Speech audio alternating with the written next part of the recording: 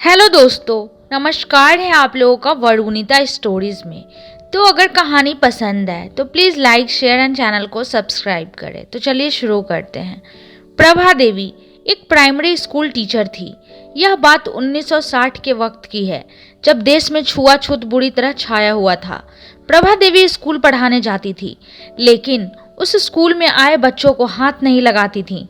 यहाँ तक कि बच्चों को सख्त हिदायत थी कि वह मैडम से 1 फीट की दूरी से बात करे। उनकी किताबें तक को वह हाथ नहीं लगाती थी। स्कूल के अलावा उनके घर में भी कुछ इसी तरह के नियम थे। साथ ही वह बहुत सुंदर थी और उन्हें सुंदर दिखने वाली महिलाओं से दोस्ती करना पसंद था। साफ सफाई से रहना प्रभा देवी को बहुत पसंद था। वो बिस्तर पर एक सल भी देखना पसंद नहीं करती थी। यहाँ तक कि छोटे छोटे बच्चों को भी वो प्यार तो बहुत करती, उन्हें तोहफे देती, खाने की अच्छी अच्छी चीजें देती, दिल से दुआ भी देती, पर उन्हें कभी अपनी गोद में नहीं बैठाती और ना ही अपने बेड पर, क्योंकि उन्हें हमेशा बच्चे के गंदे कर देने का डर होता था। वक्त बीत गया। जब प्रभा देवी की उम्र 70 वर्ष हुई, उनके पास उनकी एक बेटी रहती थी। अब प्रभा देवी को एक बहुत बुरी बीमारी हो गई थी। ना वो चल सकती थी, ना किसी के सहारे के बिना एक करवट बदल सकती थी, और उनका शरीर दुर्बल हो गया था, जिसे देख कोई भी डर जाए। उनकी बेटी उनकी पूरी सेवा करती, पर फिर भी कई बार प्रभा देवी जी कई घंटों गंदगी में पड़ी रहती।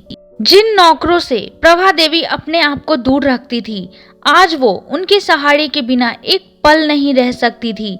प्रभा देवी दिल की बुरी नहीं थी, पर जीवन में जिन बातों को लेकर वह सबसे ज्यादा चिढ़ती और अनजाने में ही सही पर दूसरों का दिल दुखाती थी, बुढ़ापे में उन्हें इन बातों को जीना पड़ा।